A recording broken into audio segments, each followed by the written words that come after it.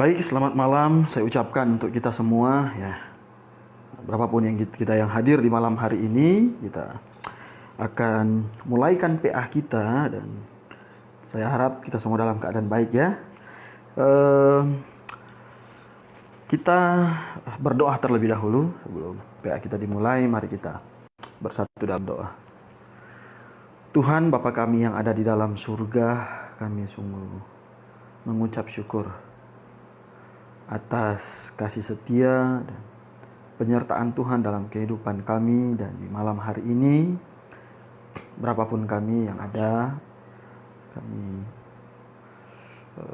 berkumpul untuk belajar Alkitab.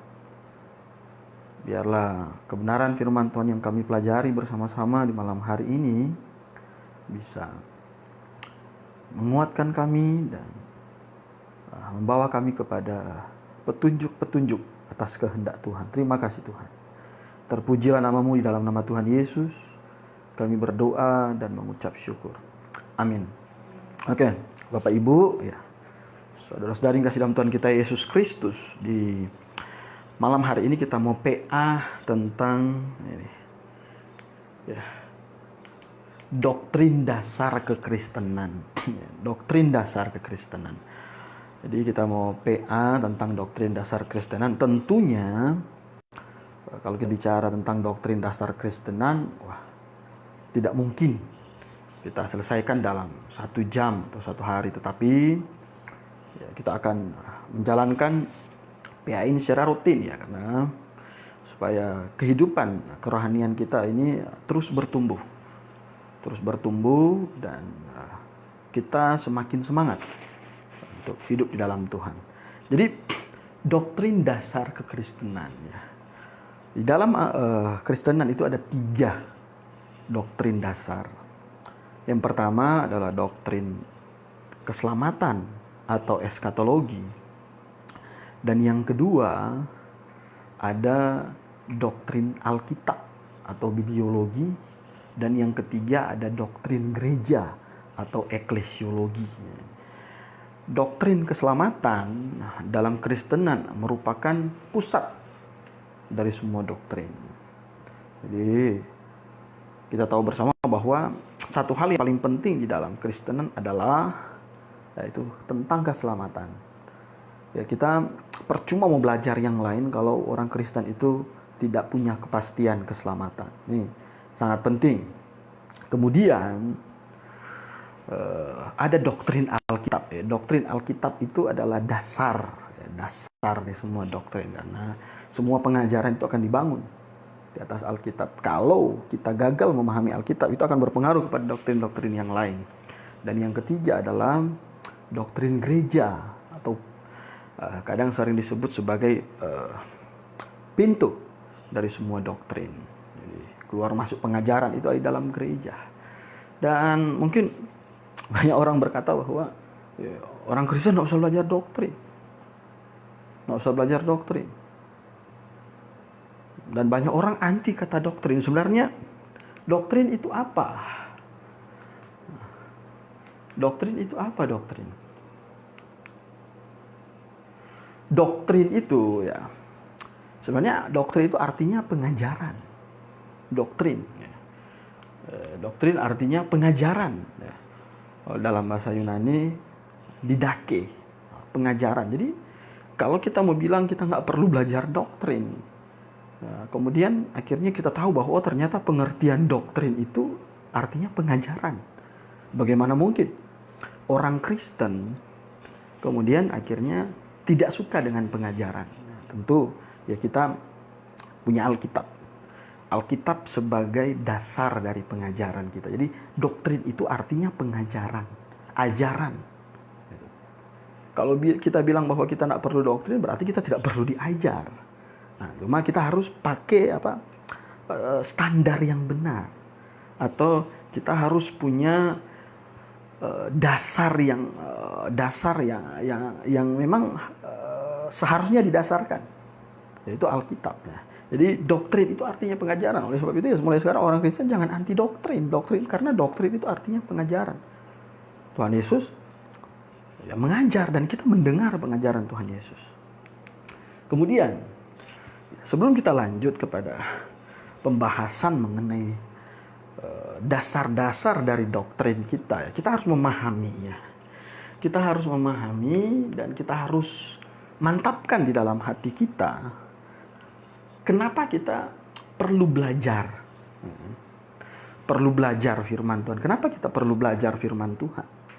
Nah, ada beberapa alasan yang saya bangun di sini berkaitan dengan alasan kita mesti belajar firman Tuhan atau belajar pengajaran yang Tuhan ajarkan kepada kita. Yang pertama adalah kalau kita lihat di dalam poin ini ya, supaya kita bisa bertanggung jawab. Supaya kita bisa bertanggung jawab. Sebagai orang Kristen harus bertanggung jawab. Artinya apa? Saya orang Kristen. Saya harus bisa bertanggung jawab tentang iman saya sebagai seorang Kristen. Kenapa saya percaya Yesus sebagai Tuhan dan Juru Selamat? Kenapa saya mati pasti masuk surga? Alasan saya ke gereja itu apa? Kenapa saya percaya Alkitab satu-satunya firman Tuhan? Itu bertanggung jawab. Nah, dalam 1 Petrus pasalnya yang ketiga, kita buka 1 Petrus ya. 1 Petrus pasalnya yang ketiga. Ayatnya yang ke-15 saya baca ya untuk Bapak Ibu sekalian. 1 Petrus pasalnya yang ketiga, ayatnya yang ke-15. Tetapi kuduskanlah Kristus di dalam hatimu sebagai Tuhan. Dan siap sedialah pada segala waktu untuk apa katanya? Memberi pertanggungan jawab kepada tiap-tiap orang yang meminta pertanggungan jawab dari kamu tentang pengharapan yang ada padamu. Tetapi haruslah dengan apa? Lemah lembut dan hormat. Nah ini yang Tuhan mau. Jadi kita mesti bertanggung jawab atas iman kita, apa yang kita percayai. Ya kalau kita tidak pernah belajar, bagaimana orang bisa bertanggung jawab? Ya kalau misalnya saya orang Minahasa, ya orang Manado, ya kan. Kemudian ada orang tanya ke saya jalan menuju ke Manado kalau dari Jakarta, kalau dari Amurang itu lewat mana ya? Pasti saya bisa bertanggung jawab karena saya orang sana. Gitu. Tapi kalau saya tidak tahu, kalau saya bukan orang sana dan saya tidak pernah diajar ya, misalnya kultur-kultur yang ada di sana ya, saya tidak mungkin bisa bertanggung jawab atas hal itu. Jadi bertanggung jawab atas iman yang kita miliki.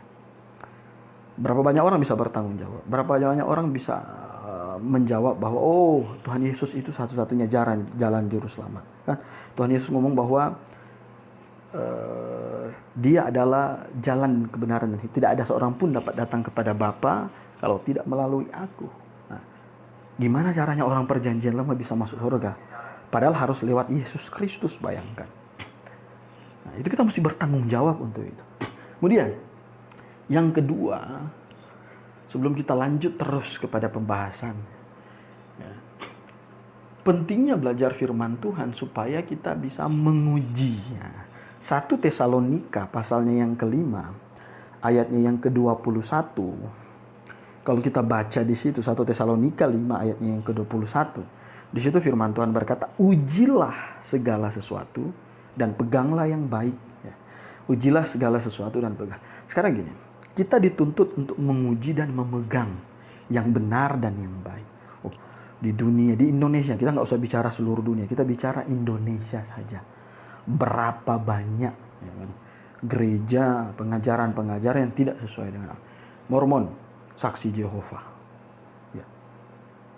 Kalau kita tidak mengerti pengajaran yang benar, bagaimana kita bisa menguji ini benar atau tidak? Nah, misalnya, kalau kita belajar matematika, 1 tambah 1 sama dengan 2. Itu pasti.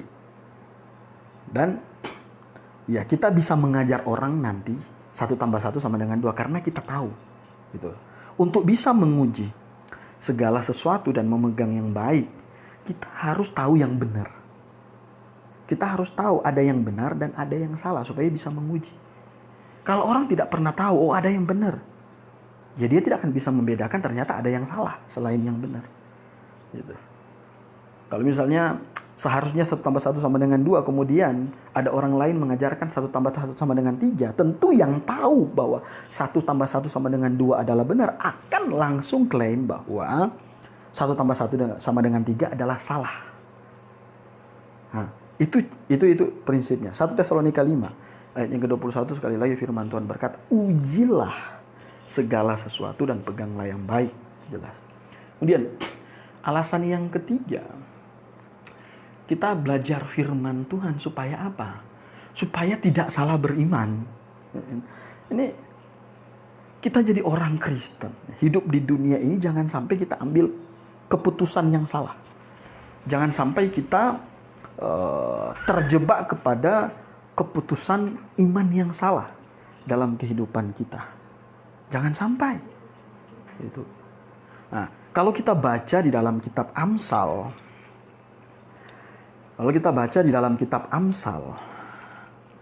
ya, yang baru datang silakan masuk. Kalau kita baca dalam kitab Amsal, pintunya ditutup, cepat-cepat ditutup. Ya. Ini ada yang baru datang ya. Oke. Kalau kita baca ya, oke silakan masuk. Ya, nggak apa-apa. Bapaknya mana? Oke. Nanti mau ditutup pintunya soalnya. Ya, ayo Pak. Tadi kita mulai jam 6. Nggak apa-apa Pak, naik duduk di atas saja. Nah, jadi Amsal pasalnya yang ke-14 ya. Ayatnya yang ke-12. Di situ firman Tuhan berkata, ada jalan yang disangka orang lurus. Katanya, tetapi ujungnya menuju maut. Ada jalan yang disangka orang lurus, tetapi ujungnya menuju maut. Amsal pasalnya yang ke-14, ayatnya yang ke-12. Ini maksudnya apa? Ya ini mau mengajarkan kita jangan sampai kita salah pilih jalan. Ya kan? Salah pilih jalan. Kita harap jalan kita lurus terus. Ya. Kita harap jalan kita jalan yang baik-baik saja. Tetapi yang bahaya itu kalau nanti itu menuju maut. Gitu. Amsal 14 ayat 12. Mendatang. Dan ada beberapa perumpamaan yang sering kita dengar ya saya. Katanya kalau salah potong rambut. Kalau salah potong rambut itu menyesalnya berapa lama kira-kira? 2 bulan, sebulan. Sebulan. Kalau salah nyesalnya sebulan. Kalau salah pilih pasangan hidup, nyesalnya kapan? Berapa lama? Seumur hidup, sampai kita mati kan? Nah, kalau salah pilih beriman, apalagi salah pilih juru selamat, ini penyesalannya untuk kapan? Lama-lamanya. Gitu. Jadi Amsal 14 ayat 12 ya kan, mengajarkan kita supaya apa? Tidak salah beriman. Gitu loh. Ada jalan yang disangka orang lurus, tapi ujungnya menuju maut. Iman kepada hal-hal yang sifatnya rohani. Ini konsekuensinya hidup dan mati kita, Pak. Konsekuensinya kan gitu kan? Kalau kita percaya kepada juru selamat yang salah, bayangin. Itu konsekuensinya apa?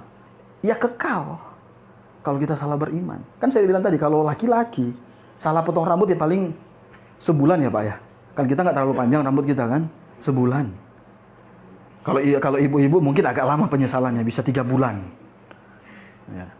Kalau salah pilih pasangan hidup ya penyesalannya seumur hidup ya, sampai kita mati atau pasangan kita mati. Tapi kalau kita salah beriman, itu penyesalannya adalah untuk selama-lamanya. Oleh sebab itu penting kita mesti belajar firman Tuhan, supaya kita tidak salah beriman.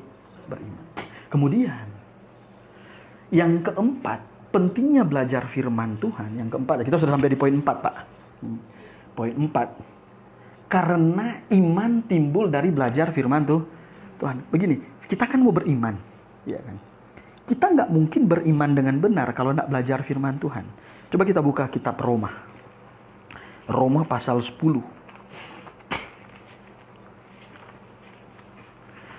Roma pasalnya yang ke-10, ayatnya yang ke-17. Roma pasalnya yang ke-10, ayatnya yang ke-17. Sudah dapat? Oke. Oke, minta kesediaan Ibu Sri baca. Jadi iman timbul dari pendengaran dan pendengaran oleh firman Tuhan. Katanya iman timbul dari apa? Pendengaran. Kita nggak mungkin punya iman yang benar kalau kita nggak belajar firman Tuhan. Kalau ada orang bilang bahwa saya percaya karena mimpi. Semalam habis mimpi kemudian besoknya percaya Tuhan Yesus. Atau semalam habis nongkrong, ya kan, duduk di atas loteng satu malam kemudian besoknya percaya Tuhan Yesus. Nggak bisa. Bisa percaya Tuhan Yesus kalau kita belajar. Karena Alkitab sendiri yang ajarkan. Iman katanya apa? Timbul dari pendengaran akan firman. Jadi sangat penting kita belajar firman Tuhan. Jadi ada 4 alasan kenapa kita mesti belajar firman Tuhan. Yang pertama apa? Supaya bisa bertanggung jawab. Jadi identitas saya sebagai orang Kristen itu kita bisa jawab. Kan banyak orang nggak bisa jawab kenapa dia jadi orang Kristen. Kemudian supaya bisa menguji. 1 Tesalonika 5 ayatnya yang ke-21 firman Tuhan berkata, ujilah segala sesuatu dan peganglah yang baik. Kemudian supaya apa? Tidak salah beriman. Amsal 14 ayatnya yang ke-12. Dan yang terakhir, karena iman yang benar itu tumbuh dari belajar firman Tuhan. Jadi gimana? Penting kan belajar firman Tuhan? Penting. Oke, kita lanjut. Siapa yang kasih tahu kita tentang pengajaran firman Tuhan itu? Ya kan? Di sini ada 2 pilihan. Siapa yang mau kasih tahu kita? Kita mau tanya ke siapa? Kita mau pelajari dari mana? Entah apakah manusia?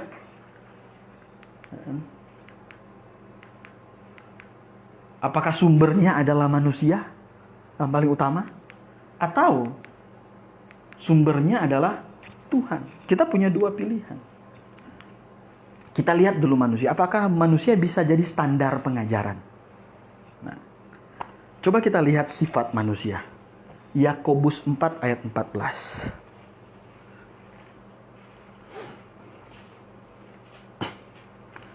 Yakobus pasal 4. Ayatnya yang ke-14. Minta kesediaan Mama Ines baca. Sedang kamu tidak tahu apa yang akan terjadi besok, apakah arti hidupmu? Hidupmu itu sama seperti uap yang sebentar saja kelihatan lalu hilang. Manusia itu katanya apa? Sama seperti uap. Uap. Manusia ini fana. Artinya, manusia ini punya keterbatasan dan tidak mungkin jadi standar kebenaran. Sehebat apapun manusia itu. Mau dia punya harta banyak, dia punya apa? Pendidikan yang tinggi, punya jabatan yang tinggi, itu tidak bisa jadi standar kebenaran. Nggak bisa jadi standar kebenaran. Sehebat apapun dia. Karena manusia itu terbatas. Alkitab berkata bahwa manusia itu seperti uap, katanya. Nah, Ayub 14 ayatnya yang pertama, coba kita buka. Ayub 14 ayat 1.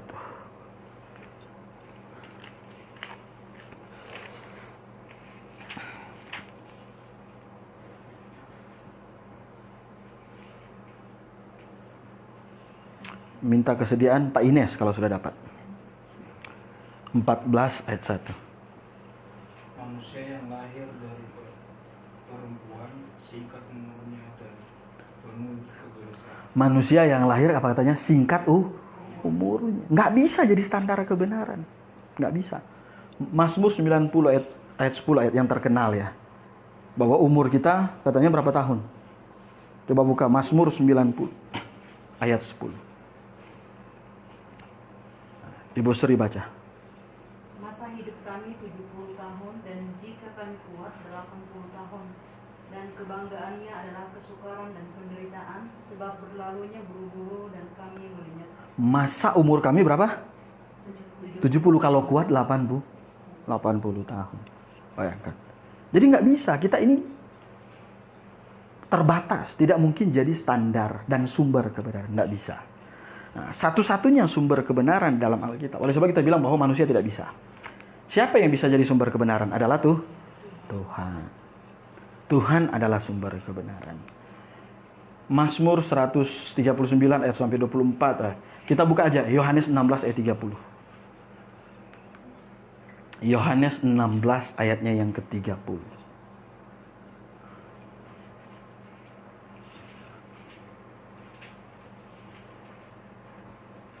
Yohanes pasalnya yang ke-16, ayatnya yang ke-30.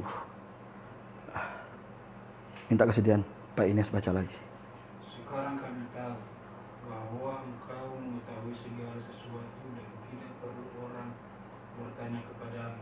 Karena itu kami percaya bahwa Engkau datang dari Allah. Orang bilang Tuhan Yesus katanya apa? Sekarang kami tahu bahwa Tuhan Yesus itu mengetahui segala sesuatu. Kalau manusia kan terbatas, Tuhan itu mengetahui segala sesuatu. Dan kita hanya bisa mendasarkan pengajaran kita hanya kepada Tuhan saja. Kemudian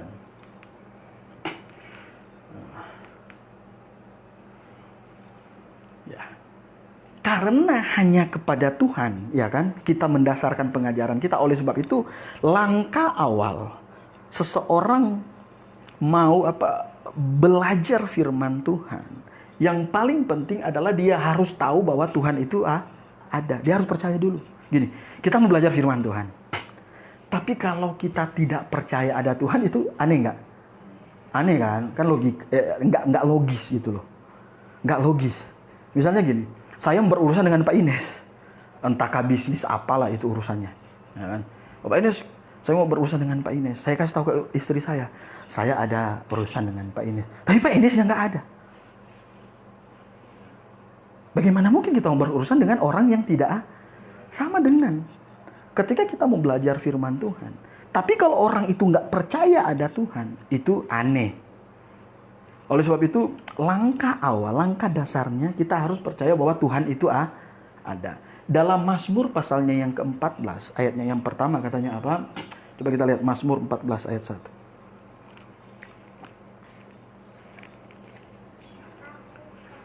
Mazmur 14 ayatnya yang pertama.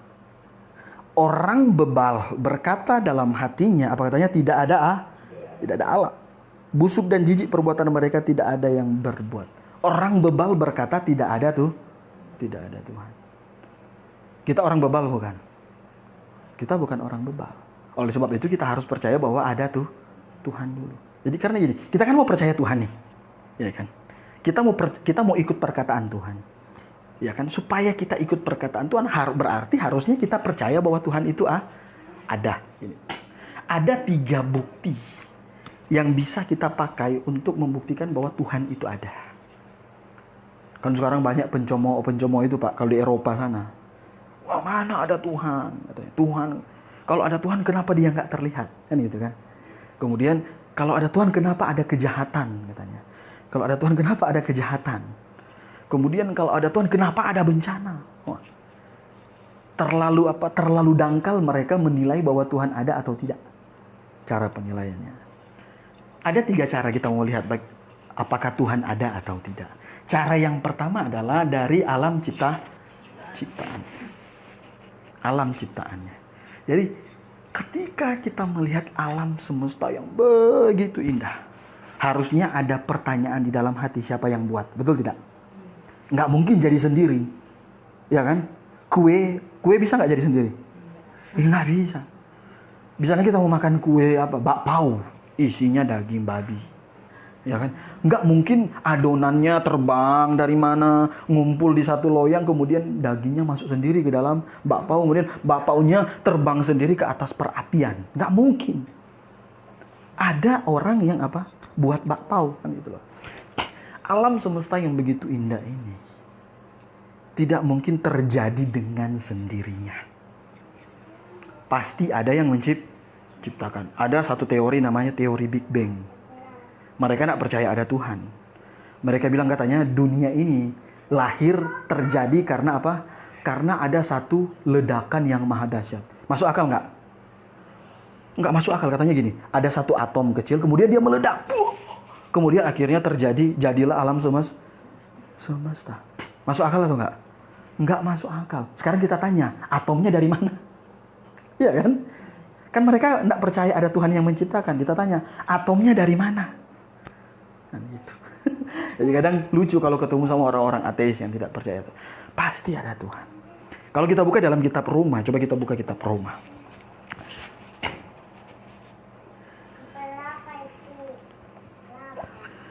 Roma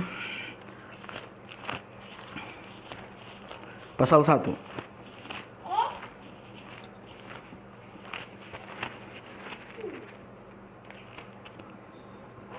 Roma 1 ayat 19 dan 20. Sudah dapat semua? Roma 1 ayat 19 dan ayat 20. Saya baca. Karena apa yang dapat mereka ketahui tentang Allah, katanya nyata bagi mereka. Siapa ini? Orang-orang fasik sebenarnya. Karena mereka tidak percaya Tuhan. Sebab Allah telah menyatakan kepada mereka.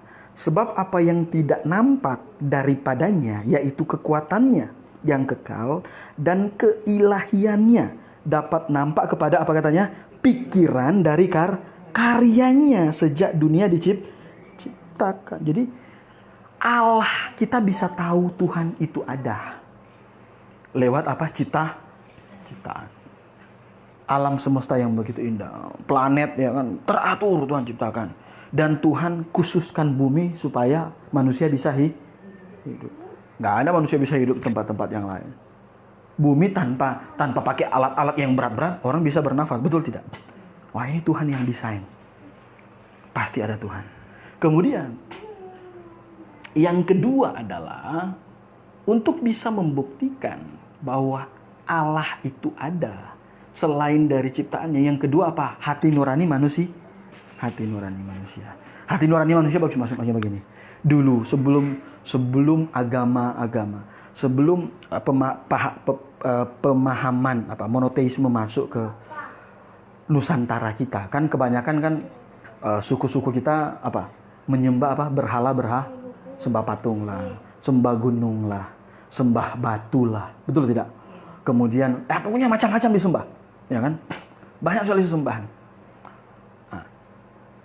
Minimal orang-orang tersebut sebelum mereka kenal Tuhan yang benar, minimal mereka tahu bahwa ada pribadi yang lebih tinggi dari mereka. Itu terlepas dari yang mereka sembah itu sudah benar atau belum.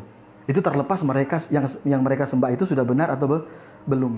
Tetapi minimal mereka sudah tahu, minimal mereka tahu bahwa ada satu pribadi yang jauh lebih besar dari mereka. Itu apa yang bekerja di dalam hidup mereka? Hati nurani. Ya dulu kan di suku-suku saya, suku Minahasa saya dulu sembah-sembah batu, sembah-sembah gunung dan seterusnya. Ya minimal mereka percaya bahwa ada pribadi lain yang lebih tinggi dari mereka. Gitu. Kemudian dituntun kepada kebenaran, akhirnya mereka bisa kenal Tuhan yang Jadi hati nurani ini punya manfaat untuk apa? Untuk merangsang manusia. Minimal dia percaya bahwa ada Tuhan. Kemudian yang kedua, dia percaya bahwa anak-anak nggak boleh berisi ya. Anak-anak nggak boleh berisi. Kemudian yang kedua, bisa dari hati nurani orang bisa mempertimbangkan ada yang baik dan ada yang jahat. Coba kita lihat Roma pasal 2.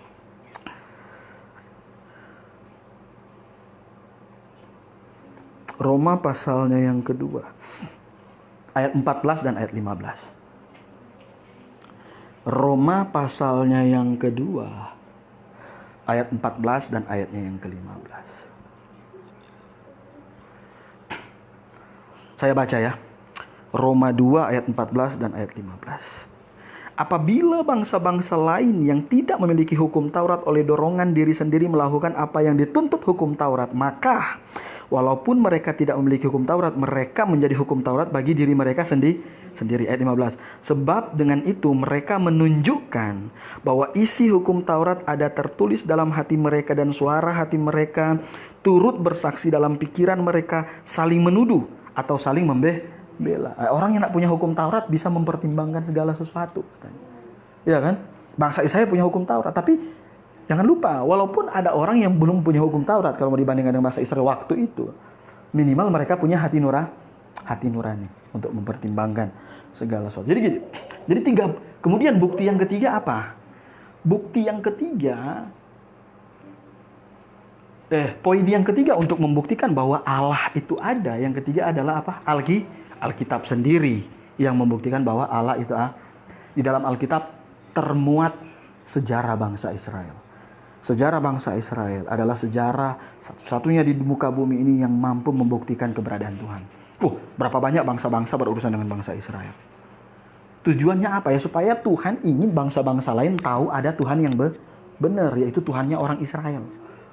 Dari situ kita bisa mengetahui bahwa Allah itu ada. Nah, kira-kira kita bisa paham sampai sini ya. Nah, konsekuensinya begini. Konsekuensinya, kalau ada orang percaya ada Allah, konsekuensinya apa? Kemudian nanti ternyata Allah tidak ada, dia rugi nggak? Misalnya saya percaya ada Tuhan, ternyata Tuhan nggak ada, saya rugi nggak? Ya nggak rugi apa-apa, iya kan?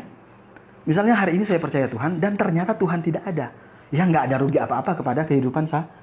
Kalau saya pilih percaya bahwa Tuhan tidak ada, kemudian ternyata Tuhan ada, apa yang terjadi dalam kehidupan kita? Dihukum. Nah, ya kan? Kalau saya percaya bahwa Tuhan ada, kemudian nantinya setelah mati ternyata Tuhan tidak ada, itu nggak rugi apa-apa saya. Ya kan? Nggak ada rugi apa-apa lah. Kemudian yang kedua ya paling cuma rugi apa ya? Paling dicomot-comot aja di dunia ini. Kemudian kalau saya ambil pilihan bahwa Tuhan tidak ada, ternyata setelah mati kita lihat ternyata Tuhan ada, bahaya nggak saya? Bahaya, siap-siap dihukum. Karena begini, kamu ini udah tahu-tahu saya ada, kamu nggak percaya. Saya ada kok kamu nggak percaya, kan gitu kan?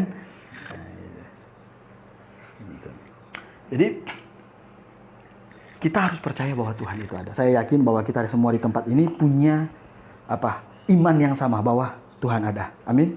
Anda percaya bahwa Allah ada? Oke, kalau kita sama-sama percaya bahwa Allah ada, ya kita akan semakin gampang untuk terus dan lanjut mempelajari firman Tuhan. Selanjutnya, bagaimana cara? Tuhan ada, ya kan? Tapi bagaimana caranya dia kasih tahu kita? Apakah kita mesti ngomong langsung dengan Tuhan? Mesti bicara langsung dengan dia? Mesti naik ke surga dulu kemudian cari tahu Tuhan, apa petunjuk firman Tuhan hari ini? Apakah perlu begitu? Ya kan? Kita kan mesti bertanya, caranya seperti apa? Bagaimana caranya? Kita sudah percaya ada Tuhan. Dan kita mau Tuhan tuntun kita dengan kebenaran firman Tuhan. Bagaimana caranya? Apa kita mau tanya langsung ke Tuhan? Nah, gini. Di dalam kekristenan, kan kita punya iman, betul tidak? Orang itu punya iman. Maksudnya walaupun bukan Kristen, pasti punya iman. Ateis punya iman atau tidak? Ateis itu artinya tidak percaya ada Tuhan, yang tadi kita bilang tadi. Apakah dia punya iman? Punya iman. Imannya adalah percaya bahwa Tuhan tidak ada. Nah, gitu. Komposisi iman. Jadi untuk akhirnya beriman, ya kan? Untuk akhirnya orang bisa beriman, minimal dia harus punya 3 ini. Yang pertama, punya pengetahuan tentang apa yang dia imani, ya kan? Kemudian mulai timbul perasaan untuk apa yang akan dia iman. Dan yang terakhir harus punya kehendak. Ini namanya komposisi iman. Kehendak artinya apa? Ambil keputusan untuk beriman. Misalnya saya mau beriman, tapi kalau saya belum pernah belajar apa yang saya imani. Konyol kan? Konyol. Saya harus tahu dulu siapa yang mau saya imani. Kemudian akhirnya saya bisa ambil keputusan untuk Kemudian akhirnya timbul perasaan, ya kan? Saya jadi mengerti, saya jatuh cinta sama firman Tuhan ini. Barulah kita ambil keputusan untuk sama dengan begini deh. Kan kalau mau PDKT ya, pasti kan kita di sini sudah melewati masa itu. Nggak mungkin, jarang sekali orang, ya hampir nggak ada orang. Kemudian dia tidak mau cari tahu kehidupan cewek itu seperti ini, atau cowok itu, pasangan itu seperti apa. Pokoknya dilihat dari jauh, saya mau nikah sama kamu. Kemudian tiba-tiba yang satu juga bilang, oh iya saya mau nikah. Aneh kan? Aneh. Jadi harus kenal dulu, bener nggak? Kenal dulu, kenal dengan baik, orang ini seperti apa, dan seterusnya. Apalagi kalau orang punya iman yang benar. Pasti dia mau cari orang yang satu iman. Untuk jadikan sebagai pasangan hidup. Jadi, punya pengetahuan dulu. Kemudian punya perasaan, baru ada kehendak, itu artinya keputusan untuk beriman. Nah, sekarang kita harus punya pengetahuannya dulu, setuju? Yaitu belajar firman Tuhan tadi, punya pengetahuan. Nah, Alkitab, kita berkata bahwa Alkitab adalah sumber pengetahuan. Ya kita nggak bisa tanya langsung ke Tuhan naik ke surga. Gimana caranya? Ya kalau udah nyampe surga nggak usah balik lagi. Ya kan? Sekarang ada satu orang kan yang udah agak tua itu. Gerejanya besar.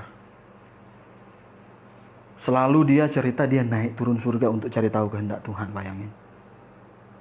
Saya kalau udah di surga mau balik lagi nggak? Nggak mau lah ya. Kalau udah di surga mending saya di surga aja. Kan udah tahu kan situasi dunia sekarang kayak mana kan. Banyak orang bersuruh-suruh Tuhan datanglah. Ya kalau udah di surga jauh lebih. Hidup jauh lebih indah. Gitu loh.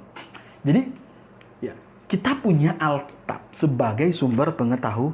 Kita nggak bisa didasarkan kepada hal-hal yang cuma kita harus uji dulu. Apakah Alkitab layak dan kita bisa terima memang sebagai sumber pengetahuan. Jadi begini,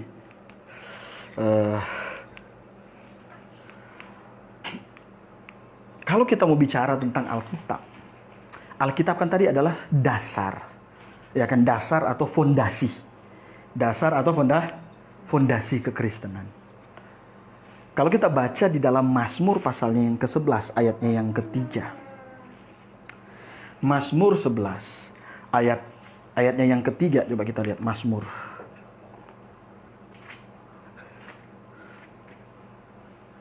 Mazmur pasalnya yang ke-11 ayatnya yang ketiga. Di situ firman Tuhan bilang begini, apabila dasar-dasar dihancurkan, apakah yang dapat diperbuat oleh orang benar ini? Kalau dasar nggak kuat, kita mau bikin apa? Kalau kita belum yakinkan dalam kehidupan kita bahwa Alkitab ini adalah benar-benar dasar, fondasi, ya kita nggak ada gunanya. Nggak ada gunanya kita mau belajar terus. Kalau satu rumah fondasinya nggak kuat, ada angin sedikit saja, gimana kira-kira? Roboh. Ya kita tahu Indonesia kan sering dilanda bencana alam. Dulu di Nias pernah ya, berapa tahun yang lalu ada gempa bumi dan kita tahu bagaimana akhirnya memporak-porandakan banyak rumah roboh. Itu loh. Nah, di Jakarta ini kan gedungnya tinggi-tinggi, Bandung, Jakarta, kota-kota besar. Kalau fondasinya nggak kuat, wah ini bisa bayangkan ini rumahnya gimana nih. Rumahnya bisa roboh. Itu. Jadi coba kita perhatikan ini. Jika fondasi tidak kuat, katanya yang pertama gedung bisa miring, ya kan? Kemudian bisa runtuh kapan sah, dan umurnya tidak panjang. Kalau fondasi tidak kuat, minimal ada 3 hal ini. Gedung bisa miring, bisa runtuh kapan saja, dan umurnya tidak panjang. Hal ini bisa kita masukkan ke dalam kehidupan kerohanian kita. Kalau dasar kita tidak kuat, kapan saja kita bisa miring secara rohani. Kapan saja kita bisa runtuh secara rohani. Dan ya kerohanian kita tidak akan berumur panjang. Artinya ujung-ujungnya adalah neraka. Itu penting. Jadi kita mesti memahami dasar yang kuat. Nah, coba kita berpikir dengan akal budi. Mari kita pakai akal budi untuk berpikir. Karena ini masalah dasar kitab suci. Ya kan? Nah, gini. Di Indonesia ada berapa kitab suci? Ya 5. Saya ambil 4 saja. Ya kan? Ada kitab A, kitab B, kitab C, dan kitab D. Nah, kita bicara logis ya. Mungkinkah satu Tuhan bisa memberikan firman yang berbeda? Mungkin nggak? Misalnya kitab A ini adalah ajar ini, kitab B ajar ini, kitab C ajar ini, kitab D ajar ini. Mungkin nggak? Kalau satu Tuhan kemudian ajarannya berbeda. Sebenarnya nggak mungkin. Karena Tuhan itu adalah pribadi yang paling konsisten. Paling konsisten. Dia satu. Kemudian dia adalah pribadi yang paling konsisten. Kalau manusia ngomong bisa nggak berubah? Ngomong hari ini bisa nggak berubah besok? Bisa saja manusia. Tapi Tuhan tidak bisa berubah. Misalnya gini. Ya kita bicara kepada kitab ya. Memang ini masalah yang sangat. Tapi ya kita harus tahu sebagai orang Kristen. Kalau kitab A, kitab B, dan kitab C, dan kitab D isinya sama, berarti nggak masalah kan? Benar nggak? Kalau isinya sama ya nggak masalah. Namanya aja yang beda. Tapi masalahnya apa? Isinya beda. Itu masalahnya. Nah, itu loh. Masalahnya isinya beda. Jadi Tuhan yang satu tidak mungkin kasih firman yang berbeda. Oleh sebab itu begini, kita simpulkan bahwa hanya ada satu kitab sebagai firman dari itu, karena beda-beda semua. Itu loh. Kalau isinya sama, masalah selesai, ya kan? Misalnya kitab Alkitab, isinya sama dengan kitab yang lain, ya udah berarti sama, nggak selesai masalahnya. Kita nggak perlu ribut lagi, nggak perlu belajar lagi. Tapi masalahnya ini A, B, yang C dan D, ini semuanya isinya beda semua, itu masalahnya. Gitu. Jadi tentu kalau semua berbeda, tidak mungkin semua berasal dari itu. Jadi logikanya begini, kalau A bisa buktikan bahwa dia adalah berasal dari Tuhan, berarti seharusnya B, C, dan D tidak mungkin berasal dari itu Tuhan. Betul? Itu logika, kesimpulan logikanya.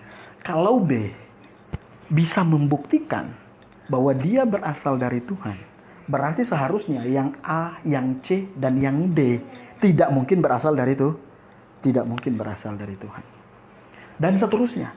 Jadi intinya kalau ada satu kitab mampu membuktikan bahwa dia adalah kitab yang berasal dari Tuhan, berarti yang lain bukan berasal dari itu. Nah, itu logis. Itu cara berpikir logisnya ya. Saya yakin kita bisa memahami kunci ini. Gitu loh. Karena masalahnya isinya beda-beda. Gitu. Dan begini, kita lanjut. Kita mesti ingat begini. Kita mesti ingat bahwa syarat akhirnya dia jadi kitab suci, ya kan? Yang berasal dari Tuhan, minimal ada 3 syarat. Syarat yang pertama, berarti isinya tidak boleh bertentangan dengan sifat Tuhan. Itu syarat yang pertama. Tidak boleh bertentangan dengan sifat Tuhan.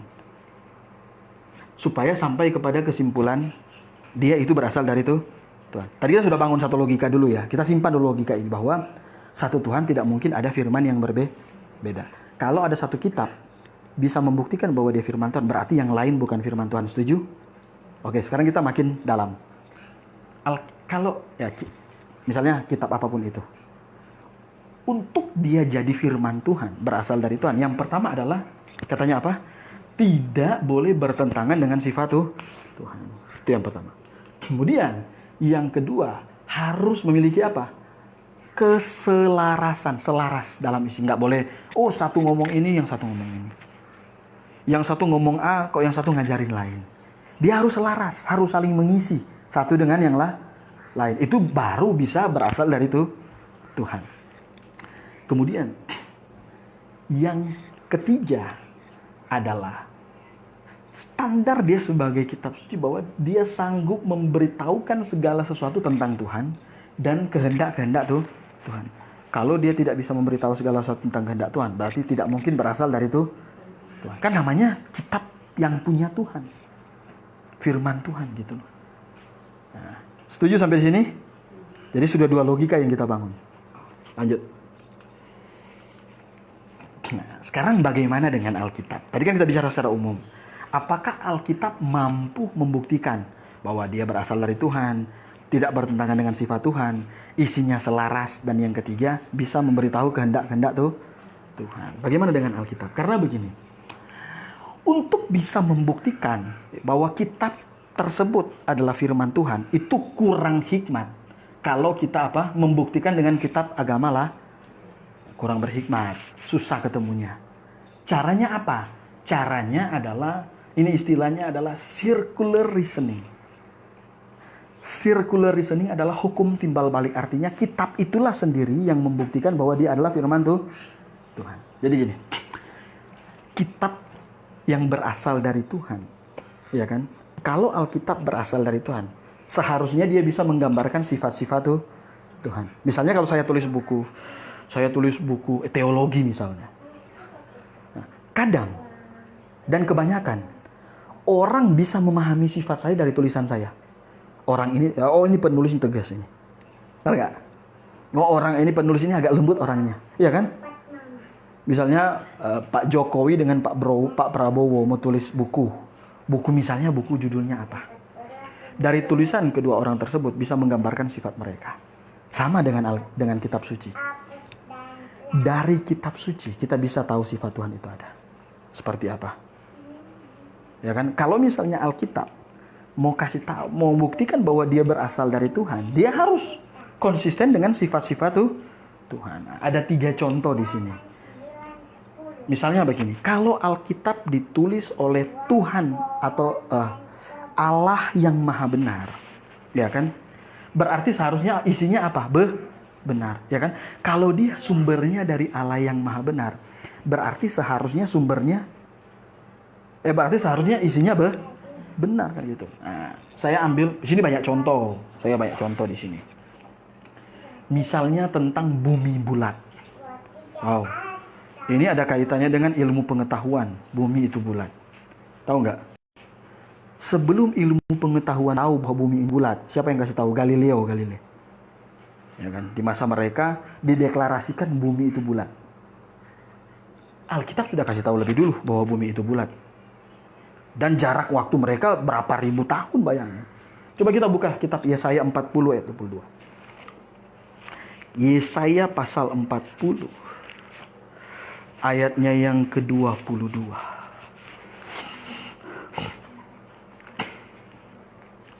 Yesaya pasal 40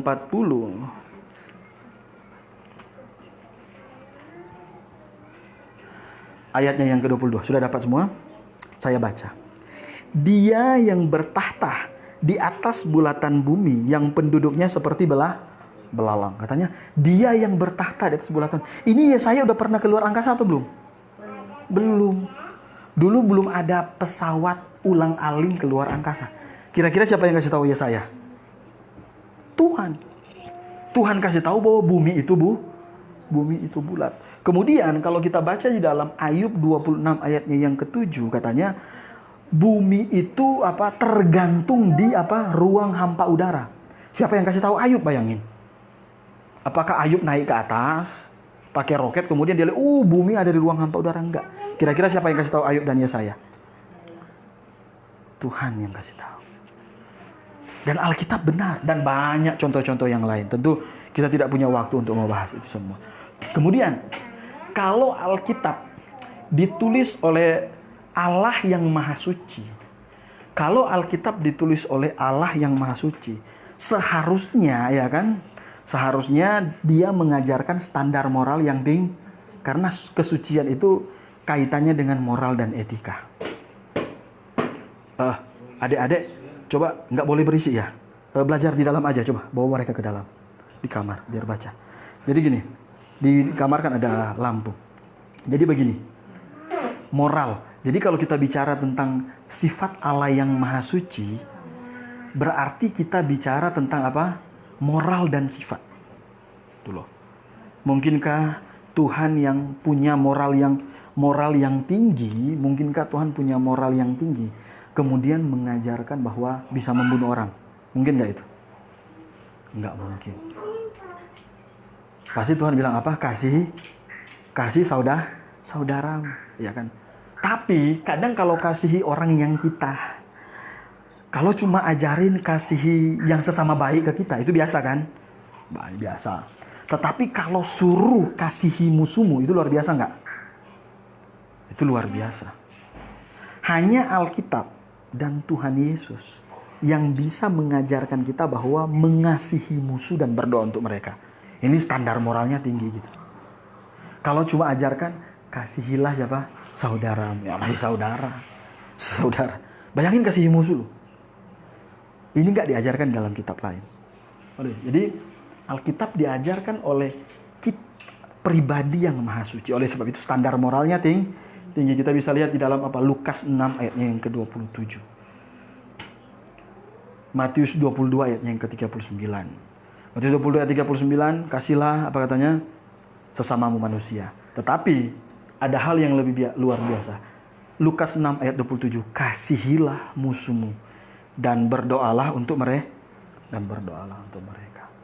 Nah, kemudian yang ketiga, kalau Alkitab ditulis oleh pribadi yang Maha Tahu, ya kan? Oleh Allah yang Maha Tahu, seharusnya Alkitab mampu memberitahu hal-hal yang sudah terjadi dan yang belum terjadi. Oh, itu hebat. Alkitab mampu kasih tahu kerajaan-kerajaan yang berkuasa di dunia ini lewat apa? Mimpi Nebukadnezar. Ada patung yang besar, kepalanya terbuat dari emas. Ya kan? Kemudian dadanya terbuat dari perak dan seterusnya. Dan mampu memberitahu bahwa ini kerajaan-kerajaan yang memimpin. Ada Babel. Ada Media Persia. Setelah Media Persia runtuh, ada siapa? Yunani. Dan setelah Yunani runtuh, ada kerajaan Romawi. Dan yang ketiga katanya apa? Ada besi campur tanah liat, kerajaan antikristus. Dijanjikan oleh Alkitab. Ada nggak sekarang? Ada. Dan sudah mulai bereaksi. Ini Alkitab hebat. Tuhan Yesus lahir. Sudah dikasih tahu sebelumnya. Kalau kita baca di dalam Yesaya pasalnya yang ke-7 ayat yang ke-14. Di situ firman Tuhan berkata, katanya, Immanuel ini, Yesus Kristus ini, akan lahir dari seorang perawan. Dan engkau akan menamakan dia Immanuel. Yesaya 7 ayat 14. Dan digenapi di mana? Digenapi ratusan tahun kemudian. Matius 1 ayat 22 dan 23. Matius 1 ayatnya yang ke-23. Sesungguhnya anak darah itu akan mengandung dan melahirkan seorang anak laki-laki dan mereka akan menamakan dia Immanuel. Bayangkan, sama dengan Yesaya 7 ayat 14. Digenapi. Jadi, kalau Alkitab ditulis oleh pribadi Allah yang Maha Tahu, berarti dia harus sanggup kasih tahu sesuatu yang sudah pernah terjadi dan yang akan terjadi. Dan kita tahu bahwa Alkitab mampu kasih tahu itu semua. Kesimpulannya seperti ini. Kan kita bilang tadi begini, bahwa kalau ada satu kitab bisa membuktikan bahwa dia berasal dari Tuhan, berarti yang kitab lain bukan dari itu. Betul? Alkitab mampu membuktikan itu. Dan Alkitab bisa membuktikan bahwa dia tidak bertentangan dengan sifat Tuhan. Oleh sebab itu, ya, Alkitab tidak bertentangan dengan sifat Allah. Allah yang apa? Maha benar. Allah yang maha kudus dan Allah yang maha tahu. Semuanya masuk dalam kriteria itu. Dan sehingga ya, kita bilang Alkitab adalah firman Tuhan. Dan kalau Alkitab sudah bisa membuktikan bahwa dia adalah firman Tuhan, berarti yang lain apa? Kira-kira. Tadi kesimpulan logis kita, kalau satu kitab sudah membuktikan bahwa dia adalah firman Tuhan, berarti yang lain bukan firman Tuhan. Karena Tuhan tidak mungkin kasih firman yang berbeda kepada manusia. Dan apa? Kesimpulan kita adalah semua doktrin yang ada di dalam Alkitab, kita didasarkan doktrin Alkitabiah, kita hanya didasarkan kepada Alkitab. Bahkan doktrin manapun tentang Tuhan yang tidak didasarkan pada Alkitab adalah apa? Sesat. Jadi menerima Alkitab sebagai satu-satunya firman Tuhan berarti kesimpulannya yang lain bukan firman Tuhan. Itu kesimpulannya. Kemudian ada datang firman dalam bentuk teriakan. Nah, itu bukan firman Tuhan lagi karena Alkitab sudah buktikan bahwa dia adalah firman Tuhan lagi. Baik lisan maupun tertulis. Jadi, ya ini pelajaran kita pada hari ini. Ya, kita bisa mengingatnya dengan baik. Ada pertanyaan? Untuk pelajaran ini hari ini tentang Alkitab. Jadi kita mesti belajar dasarnya dulu. Jadi kalau kita sudah terima bahwa Alkitab adalah satu-satunya firman Tuhan, jadi yang lain sudah pasti bukan firman Tuhan. Karena itu kan alur logis yang kita bangun dari awal kan? Betul kan? Jadi artinya kita setuju belajar firman Tuhan itu dari Alkitab. Kalau dari luar Alkitab ya kita tidak terima. Amin? Oke, coba mungkin ada pertanyaan. Ayo. Kalau ada pertanyaan, di minggu depan kita mau belajar tentang proses kanon, jadi lebih dalam lagi. Nggak tahu yang di live ada pertanyaan atau tidak, dan hasilnya apa? Ya ini terakhir. Hasilnya adalah 39 kitab perjanjian lama dan 27 kitab perjanjian di luar itu bukan firman Tuhan. 39 kitab perjanjian lama dan 27 kitab perjanjian Kalau ada Alkitab itu yang Katolik punya ada di tengah-tengah itu, ya kan? Itu bukan firman Tuhan. Apokrifa, Deuterokanonika itu bukan firman Tuhan. Nanti kita mau belajar kenapa tidak diterima sebagai firman Tuhan. yang kita terima sebagai firman Tuhan adalah 39 kitab perjanjian lama dan 27 kitab perjanjian